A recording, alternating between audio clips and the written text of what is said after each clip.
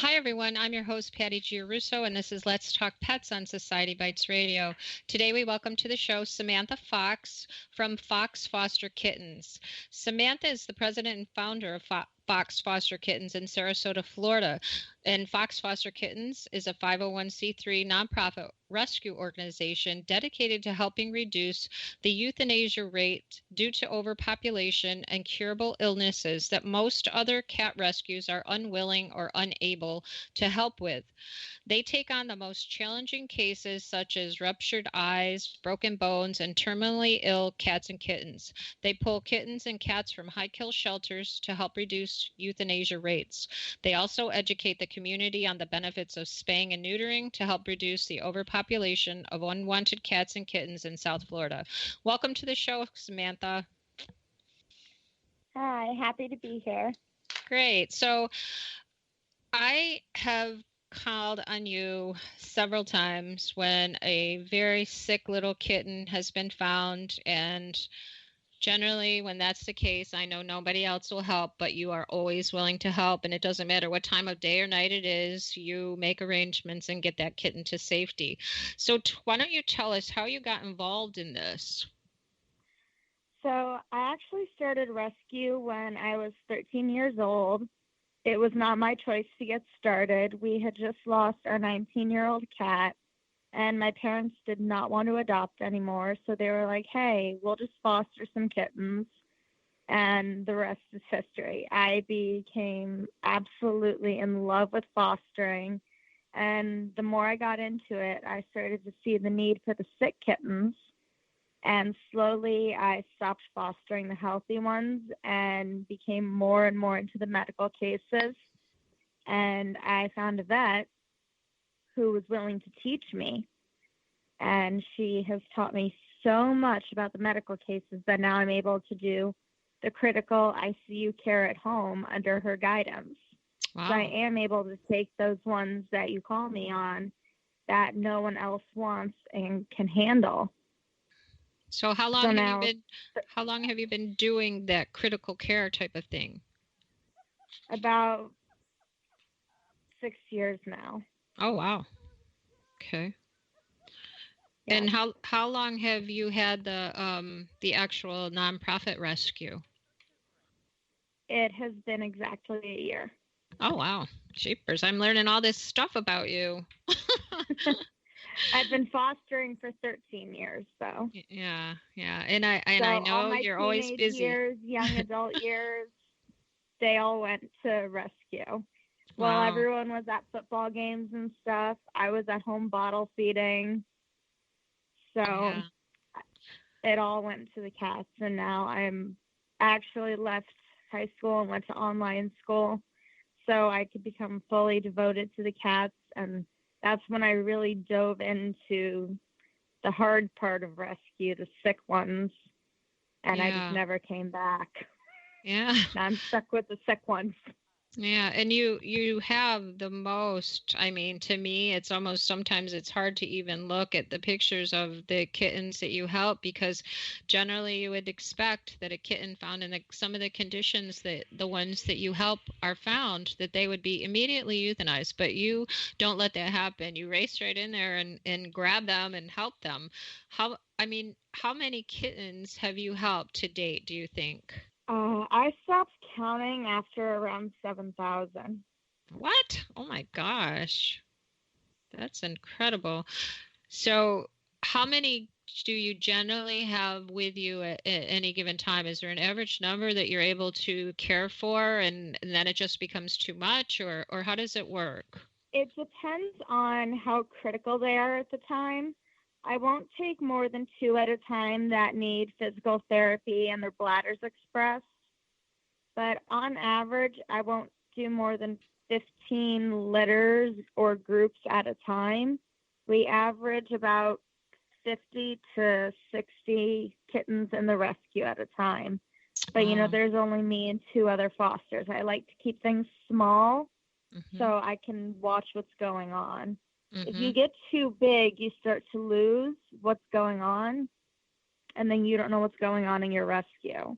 And before you know it, there's sick kittens happening, and things are dying, and I don't want to lose what's going on in my rescue.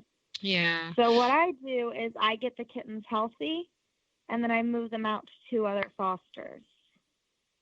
Okay, so are you talking you have 2 fosters for the sick kitties, and then they move on to other fosters? Is that what you mean? No, I do the okay. sick kittens, Okay. and then once I have them healthy, I move them out to other fosters while they finish getting ready for adoption. Or Okay. sometimes the sick kittens, they become a little paranoid of humans once they have had so much medication. So then they just go to another foster to relearn that humans are okay. You're not going to get medicine every time you see a human. And then they go up for adoption. Mm-hmm. So that's just kind of their finishing point. And then they go up for adoption. I just do the critical care. Okay. So I don't get any of the fun time. I know. I imagine that you're working pretty much around the clock. Definitely. Yeah. And that's okay. I don't mind it at all. I'm actually bored if we don't have anything to do. Do you ever do things like, the bottle feeding thing is a tough, I don't want to say business, but for lack of a better term, it's a tough thing to do. And I don't do bottle babies. Oh, you don't do that? Okay. I have a bottle baby foster, but I don't do bottle babies. Okay, There's enough bottle baby fosters. I stick strictly. I will do a bottle baby if it needs tube feeding. Okay. But other than that, I don't do bottle babies because there's so many bottle feeders. I have to save my space for those ones that no one wants. Okay. It has to fall into that category of nobody wants you. Okay.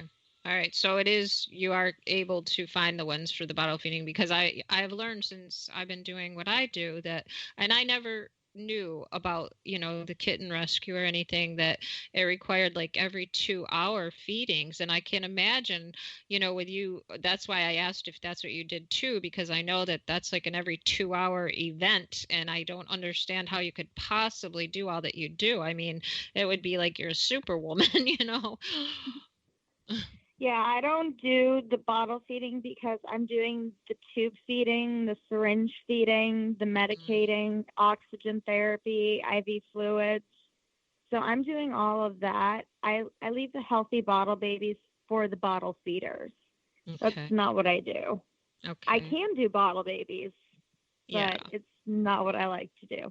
Yeah, I just finished up a bottle baby, but I took him because he had severe pneumonia. He started out as a tube feeder, and he was on oxygen for a week. Okay. Yeah. So you see, there's a fine line on what kind of a bottle baby I can take. Yeah, yeah. So how many kittens do you have right now? We currently have 29 in the rescue. And how many in your care, under your care? Like this. That would involve a little bit of math. Okay, that's okay. That's okay. I want to say like 25 of them are mine. Oh, wow. So there's that many sick kitties right now? No. Oh, okay. Okay. That's what I'm trying to ask. Like how many are sick right now that you're caring for yourself personally, not your fosters? I have 3 medical cases right now. Okay, 3 medical We're cases. not in sick kitten season right now. So when is that season? In the first 5 months of the year, we don't really see the sick kittens. Oh, okay. You have to wait for the kittens to be, it's a really sad thing actually, but you have to wait for the kittens to be born, be abandoned, get sick. You don't see the sick kittens until summer. Oh, I see. Okay. Summer. So right now I just have moms and babies and 3 leftover medical cases from last year. Okay. So I have one who was paralyzed, shot in the spine. We're still teaching her to walk for the second time. I have one who was run over by a car. His head was literally crushed. Still working on him. And I have one who had pectus excavatum, which is a flattened chest. She had surgery to correct it a couple weeks ago. So those are my 3 cases that are still from last year. but then the rest are just mamas and babies. Yeah. Now I'm going to ask a hard question because I'm sure anybody else listening, after you just described the situations of the kitties, how I don't even know how to ask this nicely or properly or whatever you want to say. Like, how do you determine, what is too critically ill to continue to help, I guess? If they show me that they want to live, I will keep trying. I see. You get a sense, once you've been doing this for a while, you get a sense for when they're done. And as long as they show me a will to live, I'll keep fighting for them. I don't care what it costs. Glenn Coco, the one that has the crushed skull, he's probably taken a good $10,000 chunk out of us. He needed multiple MRIs, CT scans. He came from a high-kill shelter. He was supposed to just have a broken hard palate. That was not what it was. He had a broken jaw, broken hard palate. His orbit was crushed. His skull was broken. He had air surrounding his brain. His sinuses were crushed. His eye was ruptured inside because he had a bone shard in the back of his eye. He needed a feeding tube for months. He was on IV fluids. He was a disaster. Wow. But that little boy would purr and give me kisses. Aww. How do you give up on that? Yeah, that's one thing. He showed me he wanted to live. Genevieve, the one who was shot in the spine, even though that happened, she still tried to stand. She showed me she wanted to try to relearn to walk. So even though she has no feeling in her legs, she has this weird phenomenon called spinal walking, where they learn to walk by reflexes. So you just kind of get a feeling for the ones that want to live. So how do you, as a new nonprofit, how do you sustain your organization? Is it strictly donations, or do you have, okay. Post fundraisers and just ask your donors, please help. Yeah. Now, and somehow the donations come in. Yeah. By a miracle. Yeah. And this will be your first year here in Sarasota County. We are having the Giving Challenge this year, and you're going to participate in that this year. And that's a big fundraiser, and I hope you do really well. And so anybody that's listening that's local, I would like you to support Samantha and Fox Foster Kittens, because the work she does is unbelievably important. Thank you. You're welcome. So what else would you like us to know and explain to people that might want to support you, and why it's so important? Not that you haven't already explained that. Just to never give up on a kitten. They have so much to give. If you see one, don't take it to the ER and surrender it. Find a rescue that's willing to work. Don't give up. Because an ER is going to euthanize it, unfortunately. Search for a rescue. But, there's got to be a me somewhere. Yeah. Are you familiar with any other yous around, across the United States? Do you collaborate with anybody or be mentored by anybody, or what? There's some people I'm friends with on Instagram that are good people.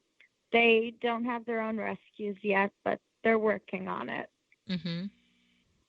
Yeah, because there's got to be more people, that help